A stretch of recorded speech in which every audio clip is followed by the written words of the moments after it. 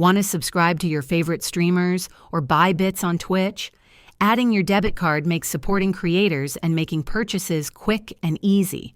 In this guide, I'll show you how to add a debit card to Twitch. To add a debit card, log into your Twitch account on a web browser.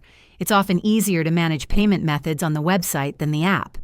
Navigate to your settings, then Payments or Wallet. You'll typically see an option to add a payment method or manage payment options.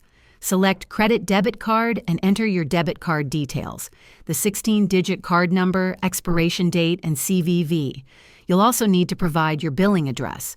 Finally, save the card details.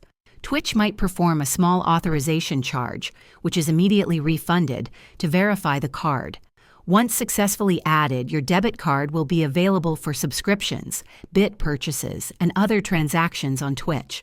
If this video was helpful, give it a thumbs up and subscribe for more tips.